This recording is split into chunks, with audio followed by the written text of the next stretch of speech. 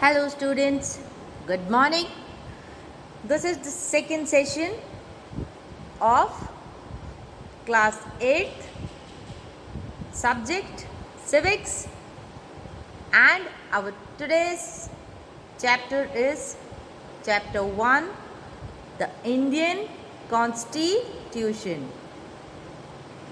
Okay, the Indian Constitution, the first session for civics. Have you all noted down?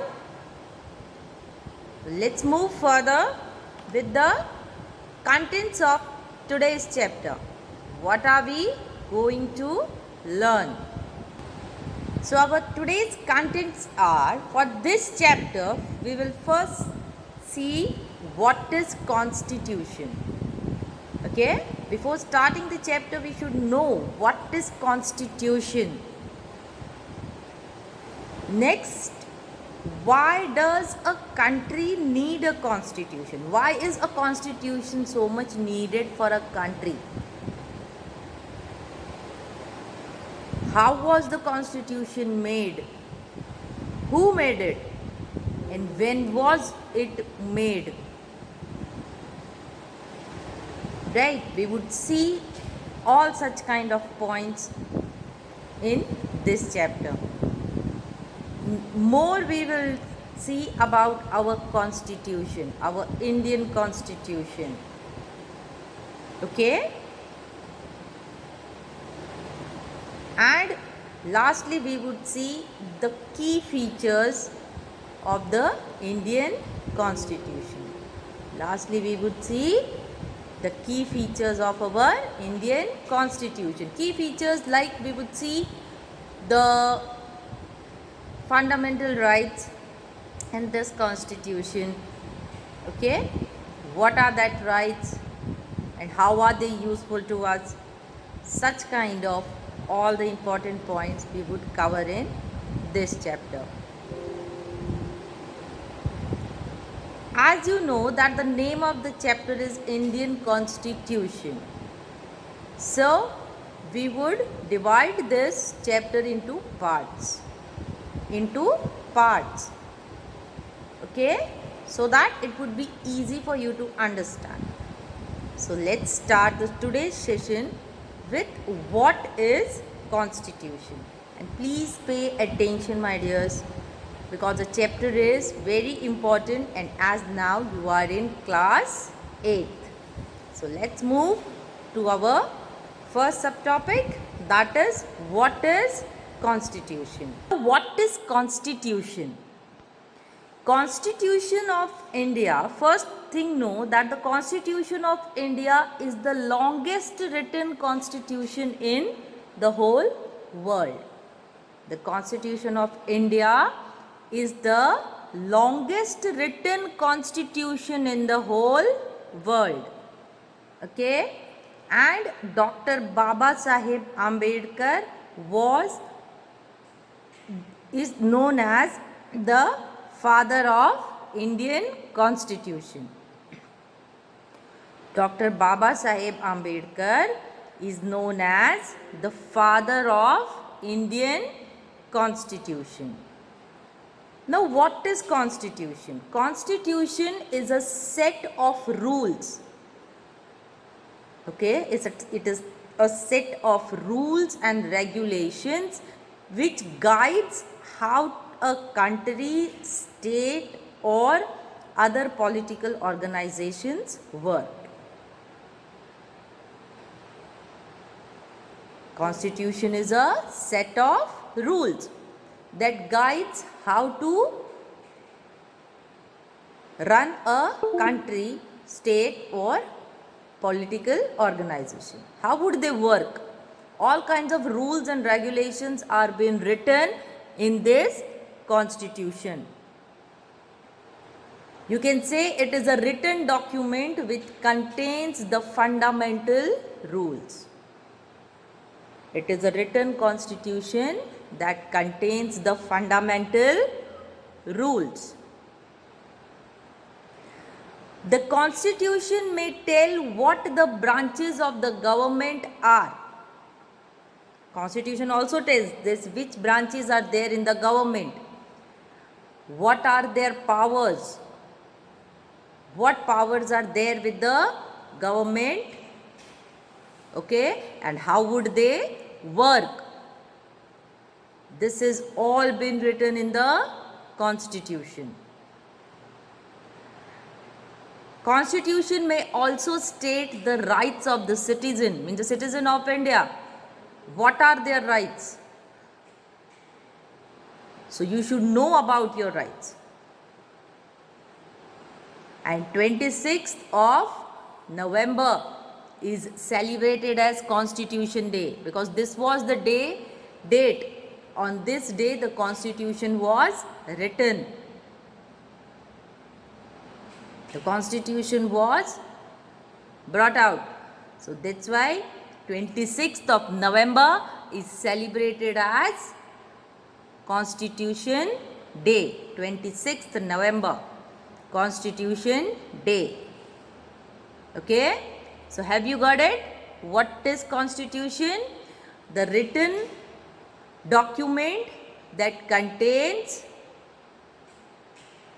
the fundamental rights, or you can say the Constitution is a set of rules that guides how a country, state or government organization works, and it is the largest written constitution in the world. Okay, now let's see who made this constitution, because this constitution, as we have seen, it is the largest written constitution, longest written constitution, right? But we all know that it is not possible for one person to write it. A single person cannot write. So who has written this? Let's see. Now the Indian Constitution was drafted by the Constituent Assembly. The Indian Constitution was drafted by the Constituent Assembly. So what is Constituent Assembly? The Constituent Assembly is a body, or you can say is an assembly of popular elected representatives. Okay? People are selected in that, and which is assembled for the purpose of drafting or adopting a constitution, or you can say the similar document as constitution. Have you understood what is a Constituent Assembly? A Constituent Assembly is an assembly of popularly elected representatives which is assembled for the purpose of drafting or adopting a constitution or similar document as the constitution. So for this the Constituent Assembly is made. So this is the Constituent Assembly. Now the Constituent Assembly drafted the constitution in 3 years. It took 3 years for drafting the constitution. The Constitution of India, which was adopted by the Constituent Assembly on 26th of November 1949, and it came into force on 26th January 1950. The Constitution of India was adopted on 26th of November. And when did it come into force? Means the Constitution was totally, it was said that now all the rules and regulations written in the Constitution will be adopted by the people now. That was done on 26th of January. That is our Republic Day, on which we celebrate our Republic Day. So the Constitution of India which was adopted by the Constituent of Assembly on 26th November 1949, came into force on 26th of January 1950. Okay. Now, originally in Indian Constitution, there are 395 articles in 22 parts. There are 395 articles in 2 parts. So, there are 395 articles in the Constitution, and these articles are divided into 22 parts. Now, what are these articles? What are these articles? Okay.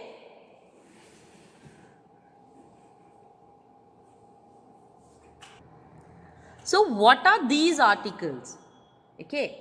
Now, as I have told you, there are 395 articles. So, that is not possible for us to discuss all the articles. So, let me tell you some important articles, the most important articles that have been written in the Indian Constitution. Okay. Now, article number 1, it says the name and the territory of the Union. Okay. It says the name and the territory of the Union. Now, first of all, these 395 articles were in the Constitution when the Constitution was written. But as the amendment was made every time, amendment means a bit of changes, or you can say to add something new. So, as the amendment was made, now the articles are 488. 395 articles were divided into 22 parts, and now this 488 articles are divided into 25 parts, from which we will discuss only the important ones, the most important ones, which are now possible for us to complete in this session. So, the article number 1 is name and the territory of the Union. Article number 3, formation of new states and alteration of areas, boundaries and names of the existing states. Now, if any new state is been formed, then this is also being added in the Constitution. Article number 14 says equality before the law. Article number 16 says equality of opportunity in matters of public employment. Okay. Article number 17 says abolition of untouchability, means the untouchability is banned now, but it has been written in the Constitution also, so that now if anybody is being treated as per inequality, they will be punished. Okay. Article number 21 says the protection of life and personal liberty. Article number 21A says the right to elementary education. So these all are such a type of, you can say, articles written which are compulsory, which are necessary for the citizen of India. Okay. So there are such kinds of articles. There are 448 articles. So each article says something or the other rights for the citizen of the country. Okay. So now let's take a look on the picture that is on the right side. Okay. In that you can see the father of the Constitution, that is Dr. Baba Saheb Ambedkar, Bhim Rao Ambedkar. Okay. The drafting committee was elected by the Constituent Assembly on 29th of August 1947. Now the Constituent Assembly was elected on 29th of August 1947 and Baba Saheb Ambedkar was elected as the president of that Constituent Assembly. Okay, now this Constituent Assembly was made for the Constitution, means to write the Constitution, to have a talk on that for the meetings. This Constituent Assembly was being made. The Constitution as prepared by the drafting committee was circulated on 21st of Feb on 1948. 21st Feb in 1948. Okay. Now there were 7 members in this committee. There were 7 members other than Dr. Bhimrao Ambedkar. Okay. Bhimrao Ambedkar. Dr. Baba Saheb Ambedkar was the president of this committee. Now other than him, who were the 7 members? Which were the 7 members? The first was Aladi Krishnaswamy Iyer. Then D.P. Khetan, N. Madhav Rao, K.M. Munshi, N. Gopal Swami Iyengar, T.T. Krishnanachari and Syed Muhammad Shadullah. So these were the members of the Constituent Assembly, okay, and they drafted the Constitution of India. So this is who made the Indian Constitution, means how. And now we would see when and how was the Indian Constitution made. Now when was this Constitution made and how? Now when was this Constitution made? Why was it been thought to make the Constitution? In 1934, the Indian National Congress made the demand for a Constituent Assembly. Okay. Now during the Second World War, this assertion for an independent Constituent Assembly formed only of Indian gained moment. And this was convened in December 1946. Now between December 1946 and November 1949, the Constituent Assembly drafted a constitution. Okay, the Constituent Assembly drafted a constitution. It nearly took 3 years for them to draft the constitution. Free to shape their destiny at last. Free to shape their destiny means we were under the British rule for more than 150 years. Okay, when we were under the British rule, they were all the rules and regulations of the Britishers. We didn't have our own rules or regulations. Okay, we had to work through, or we had to behave through the rules given by the Britishers. So we were under the rule of the Britishers. So whatever rules we had to follow the rules of the Britishers. Okay. So now when the rule of Britishers were over, we were now free to shape our destiny. Means now we could make out our own rules and regulations, and only for that purpose Constituent Assembly was elected, and it was seen that the rules and regulations are written in that, and it is for the welfare of the whole country. Okay, look at the right side. I have given you a picture. I have shown you a picture.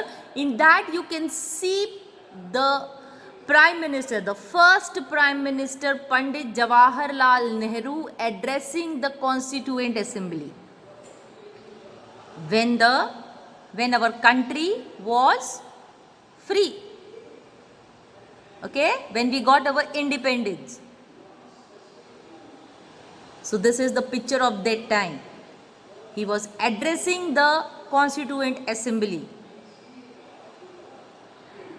So this is why it was thought for the Constitution, that why the Constitution should be made and how it was made.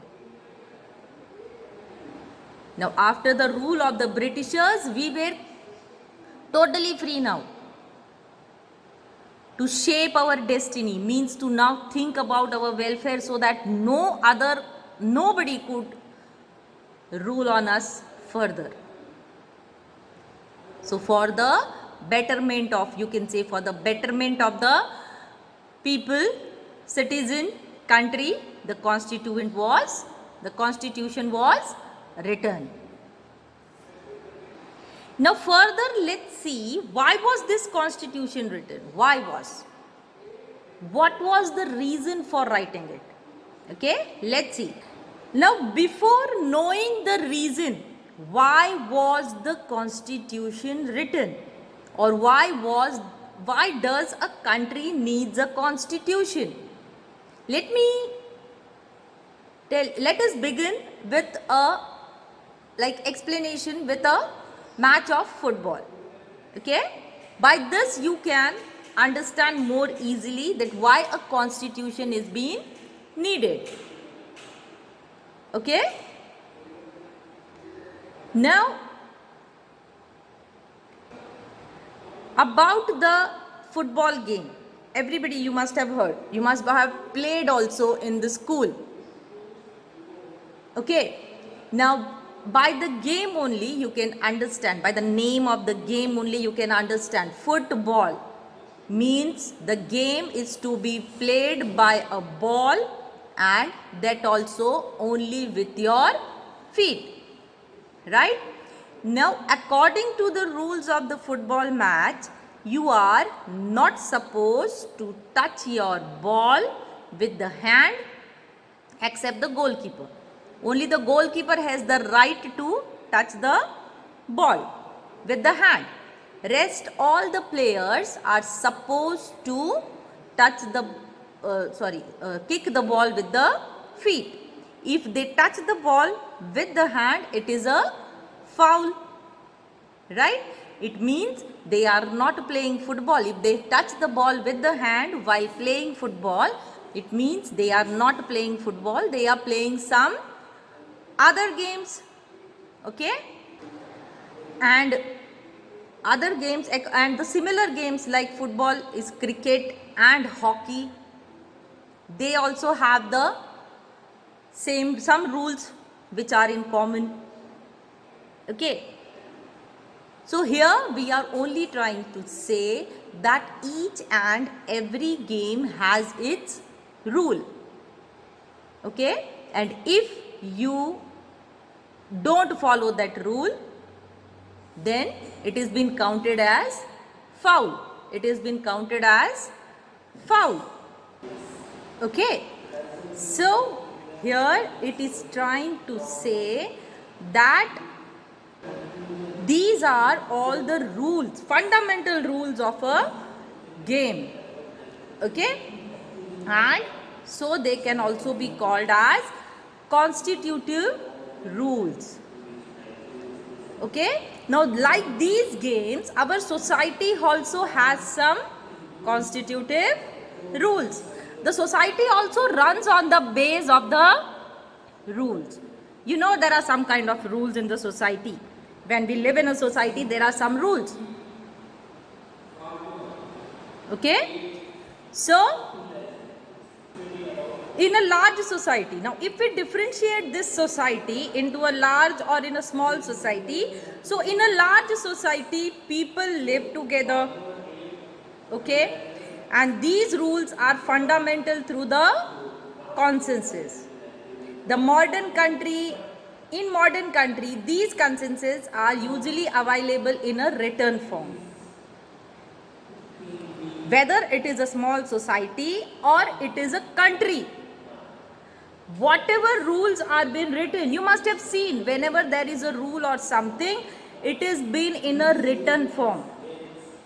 It is been in a written form, and this written document which has a set of rules is known as constitution. So here it's only trying to explain you why is a constitution needed, why are the set of rules needed to run a country. Okay, now as I have given you the example of a game, football. Okay, so by giving you the example of football match, we are only trying here to understand that if the rules were not there, if there were no rules, okay, then how would be the game of football played? It could have been played anyways, na? Though the name was football, it was been used, the hand was also been used, any kind of foul will be allowed, right? Same living in the society. If in living in a society there were no rules, there were no rules, people would have behaved in the way they wanted. No rules, regulations. Same, you can take the rules, regulations in your house. Your house, in your house also, your parents must have made some rules and regulations through which you have to work. You have to behave in the same way.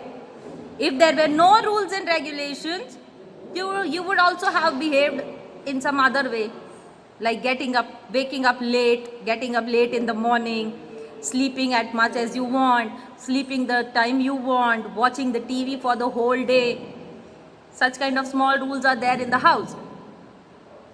So that is why, in the same way, when you want to run a country, there should be some certain rules. If the rules were not there, then people would have behaved the way they would have wanted. So that is why there is a need of a constitution.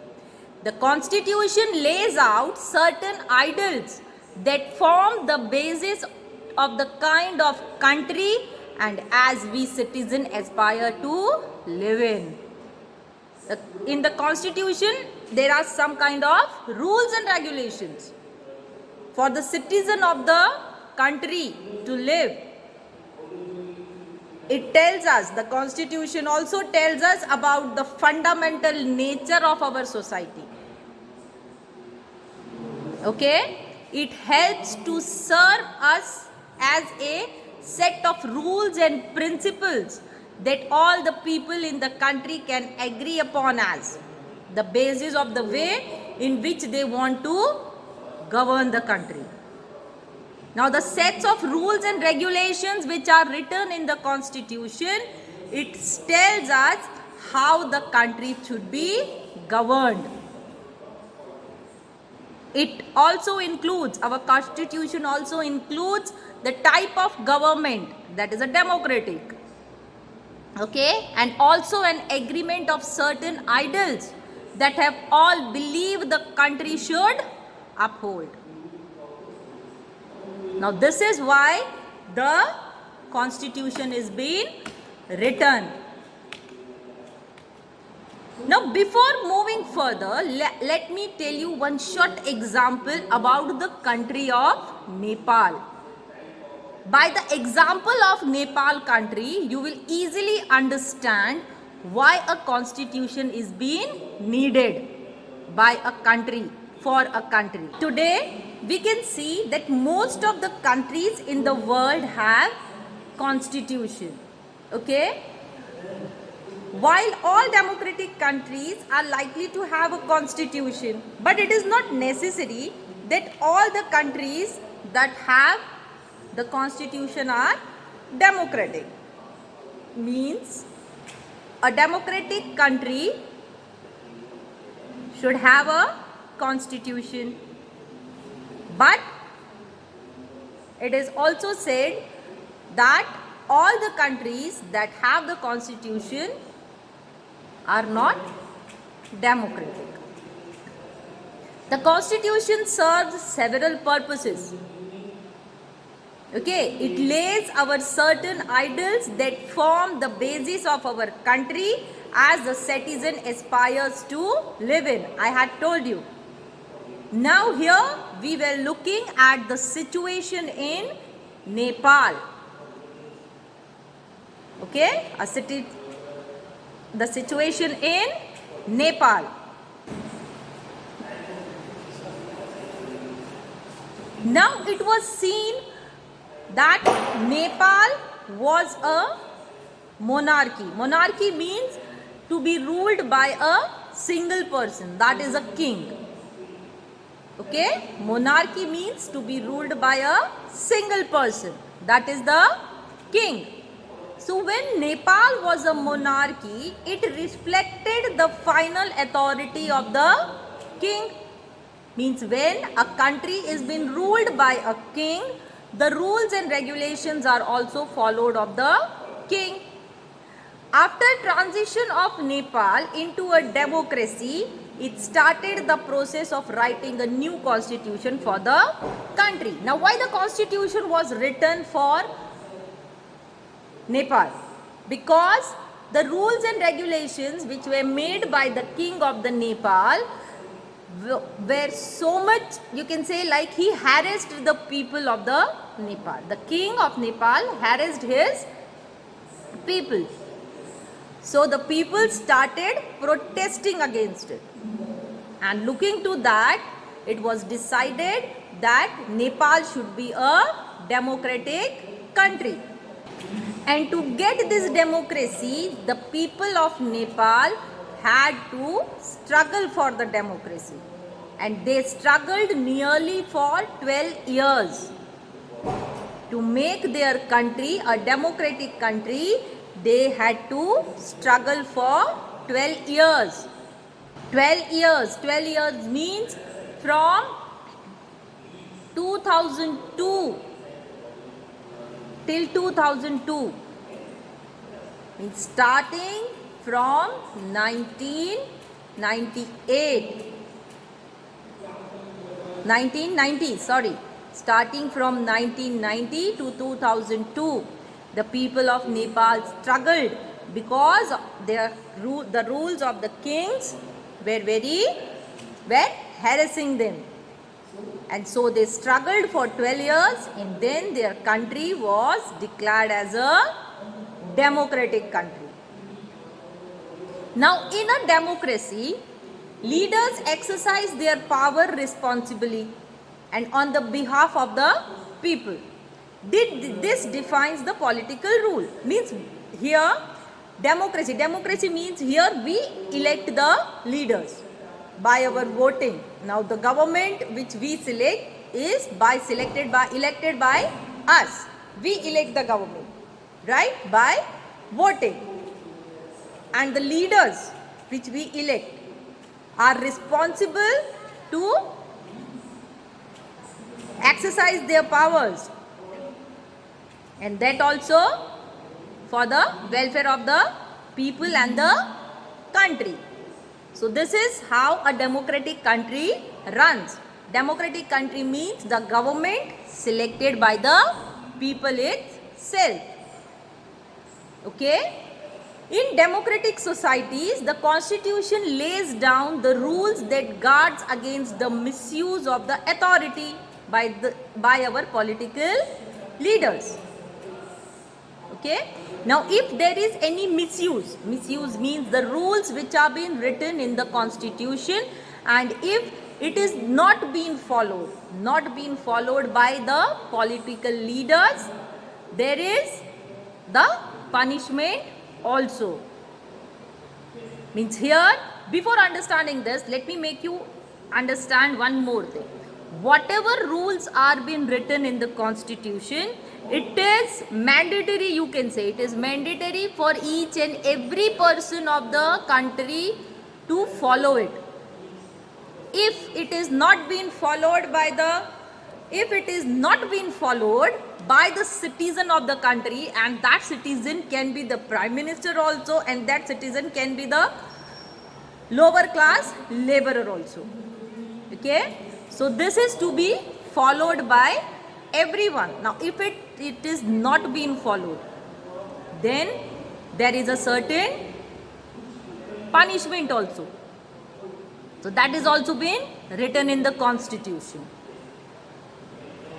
The same situation was with the people of Nepal when they were not able to go through the rules of the king.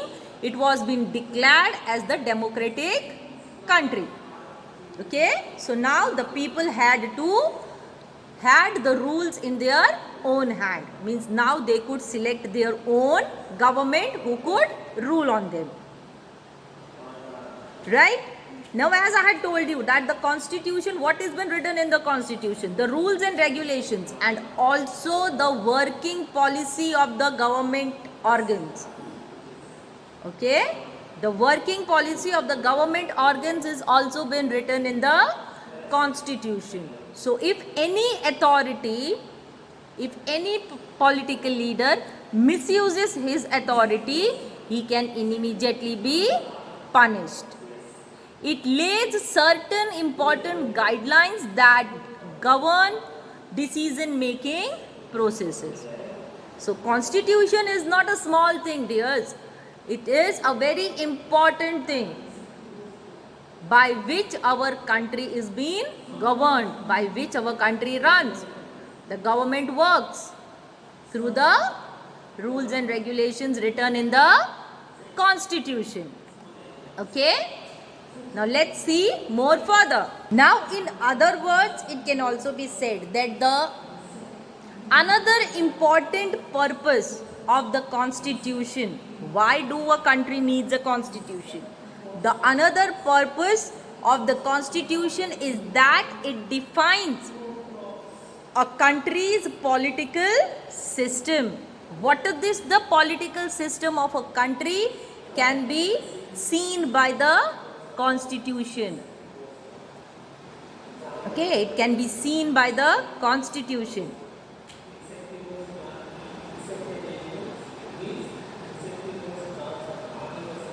As we have read in the previous example of the Nepal, which I said you, it was a monarchy country. It was a monarchy. Monarchy means it was ruled by the king. Okay. So as you read in the previous example about how Nepal's 1990 constitution allowed the king to have the last call over any matter. The countries which are democratic, democratic means the countries in which the government is selected by the people. The constitution lays out a set of guidelines so that the government can function in coordination with its people who elected. In the example of Nepal, we had seen that Nepal was a monarchy. Monarchy means ruled by a king. And when it became a democratic country, when Nepal became a democratic country, okay, a need to change all its consecutive rules in order to usher in a new society. Means firstly, Nepal was a monarchy, so the rules and regulations were of the king. Okay. Now as it became a democratic country, when it was been declared a democratic country, that now the government will be elected by the people of the Nepal. A written constitution, a constitution was written. Okay, a process of writing a constitution was there, and in that all the consecutive rules by which Nepal government would work, would function, was written in that.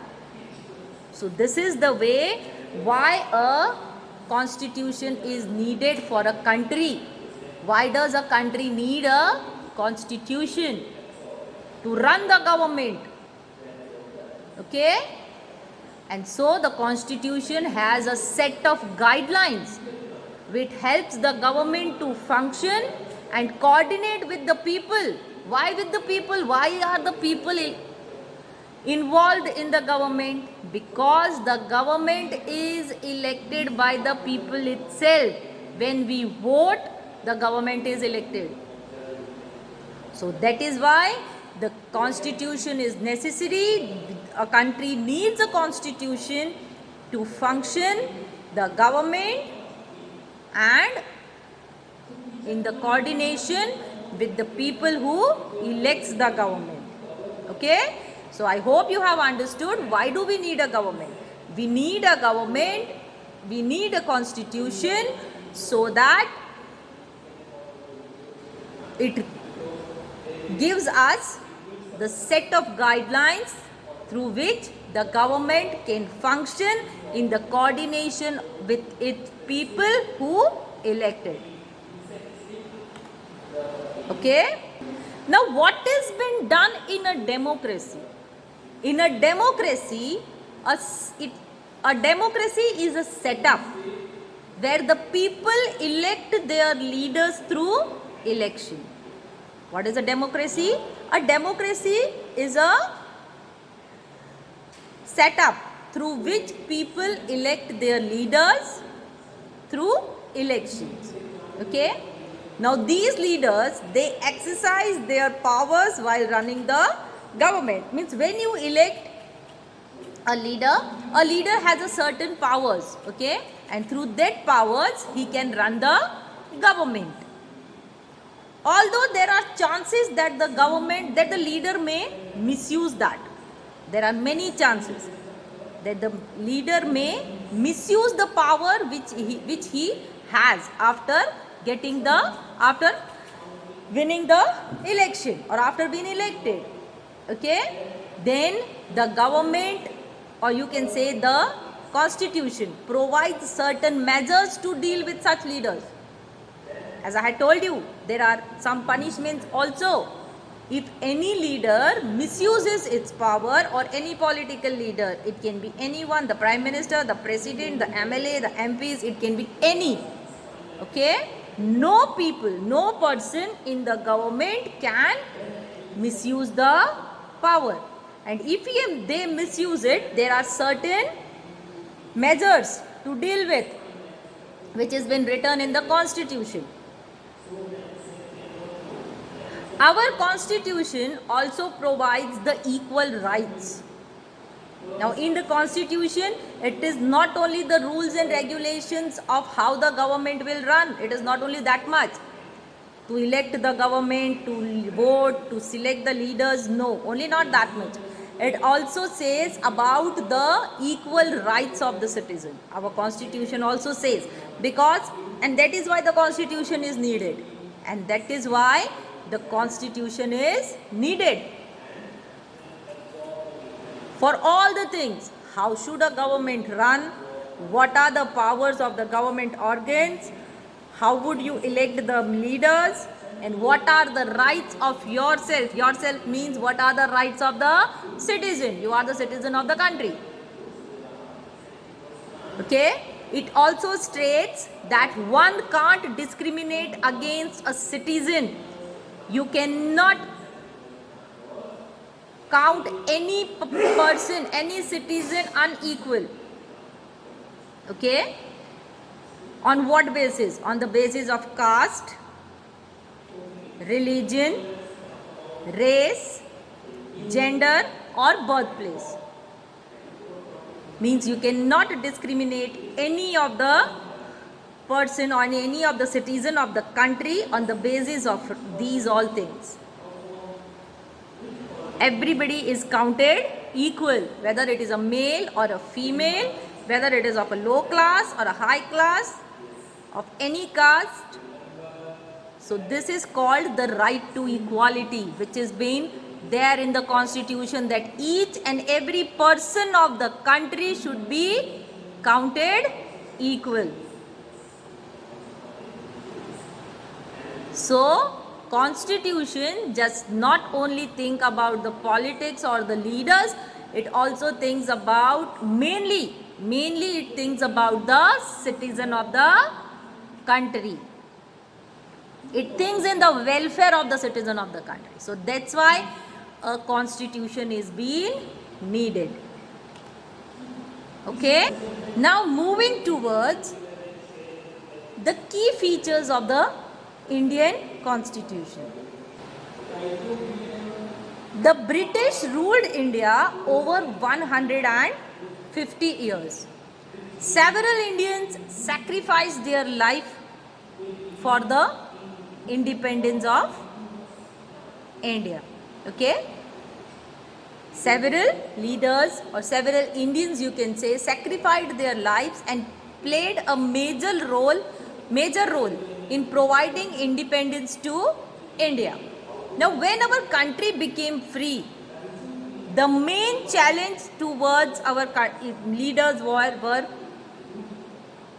now the country was free. But what was the major challenge before our leaders?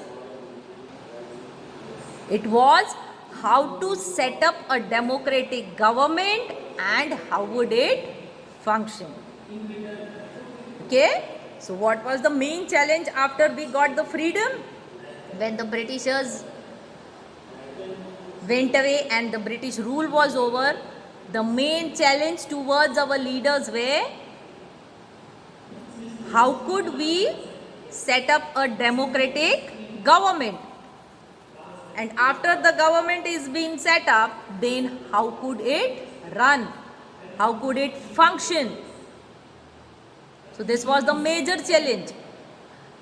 Because now after the British rule for the 150 years, we were no more ready for any other rule. We were no more ready under any rules. We wanted our own rules and regulations. So that's why it took 3 years, more than 3 years, for our leaders to make the constitution, in which they thought and wrote all the rules and regulations for the welfare of our country, for the welfare of the citizen of our country. Okay? So, around 300 experienced leaders from different fields started working and making the constitution.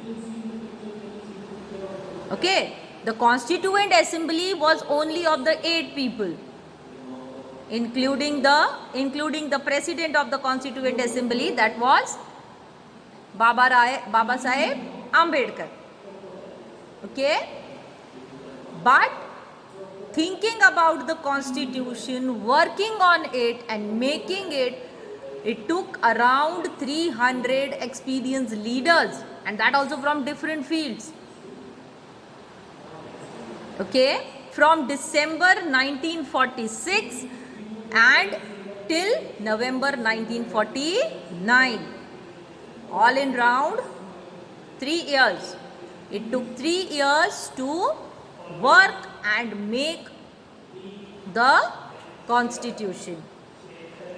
So in this we are looking at some features, key features now.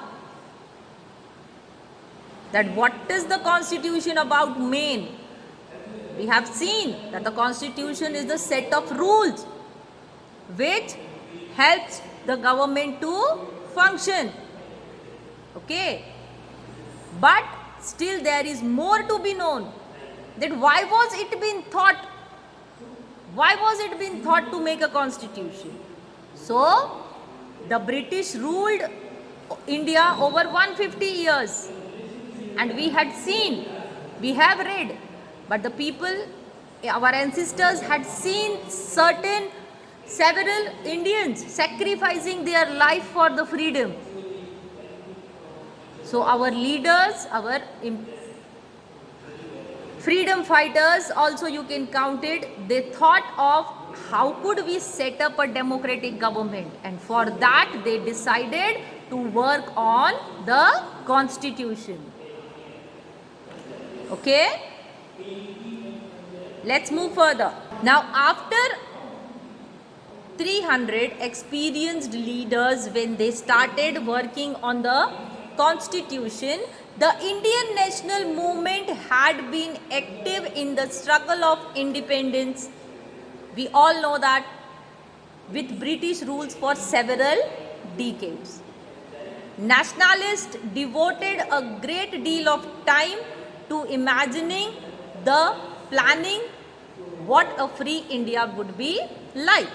Now looking at this, that many leaders have also sacrificed their life, has struggled for the independence of our country. Looking at this, it was being thought and planned, means first it was being imagined that how our free India would be. When we are free from a British rule, when we are free from the Britishers, how would our free India be? Because now we no longer wanted to be the slave of any other country. We wanted to rule on ourselves. We wanted the rules and regulations of ourselves. Okay? So our nationalists devoted their great deal of time on thinking only about our country. Okay? So when the constitution was being written, India was going through a turmoil.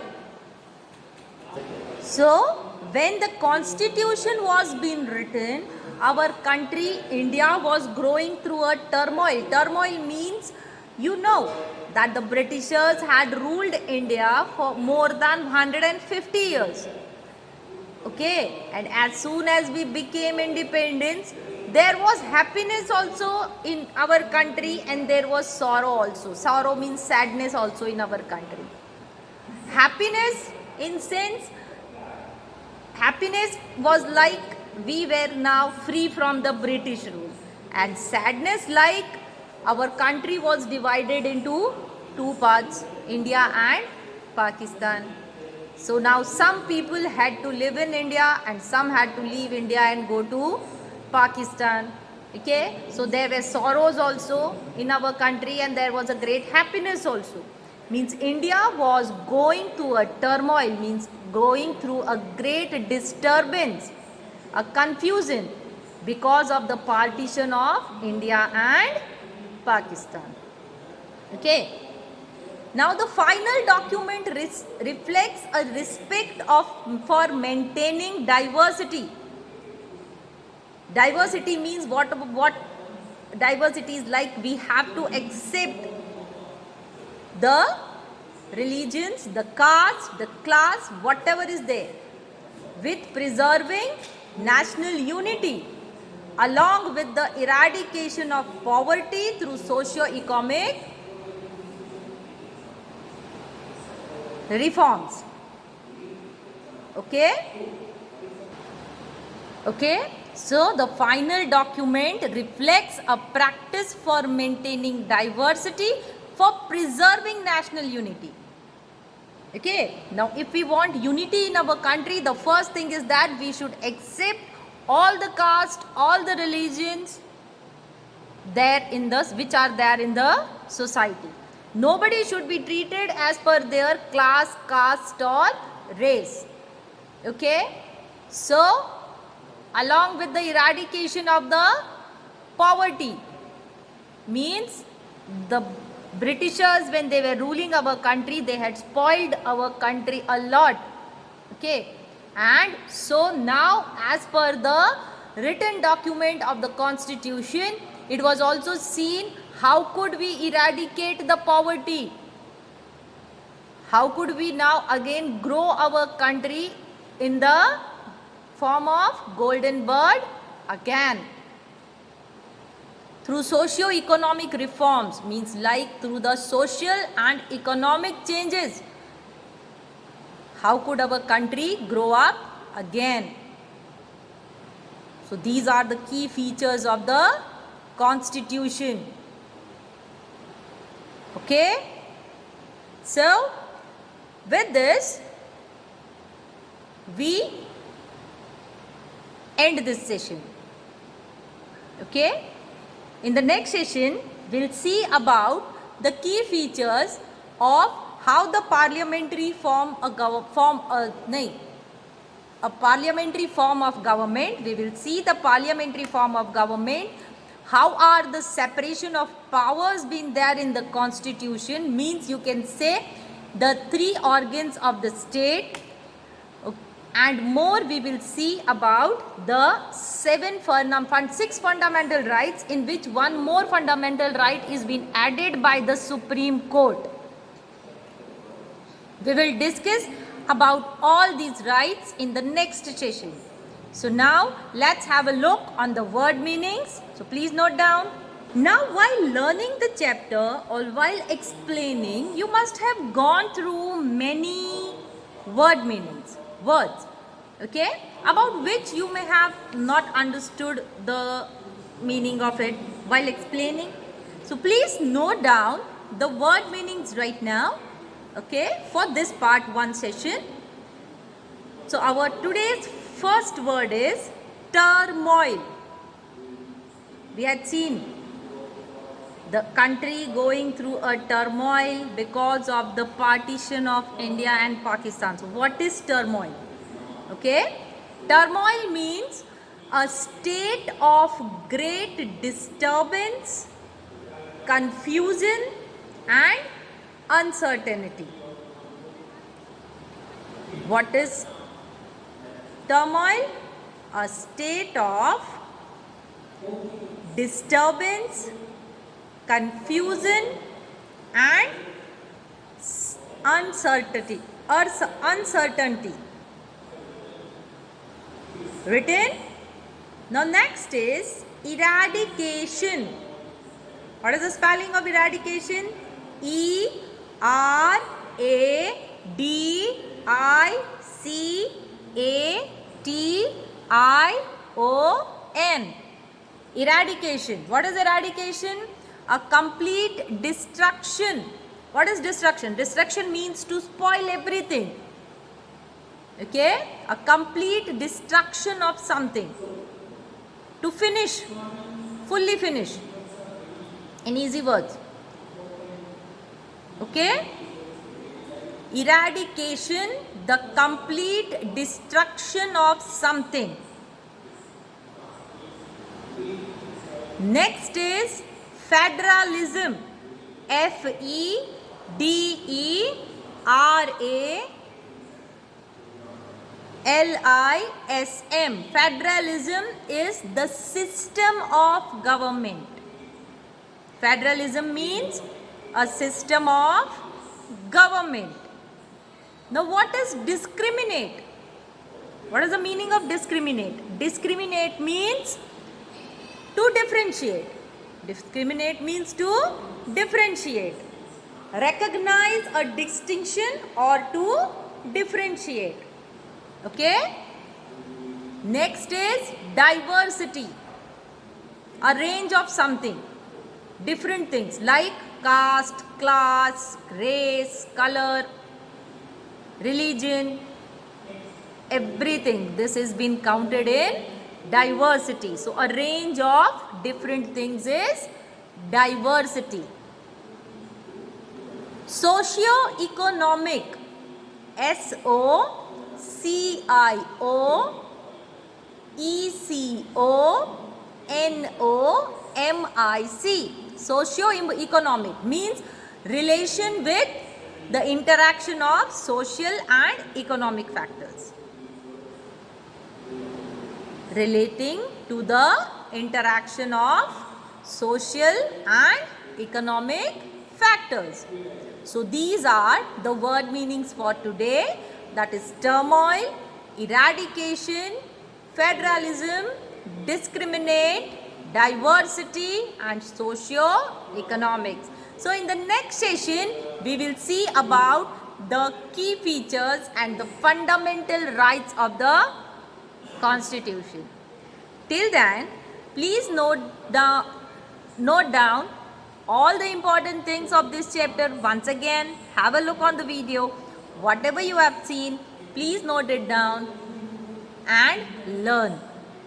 Study well. Take care of your health. Meet you in the next session. Till then,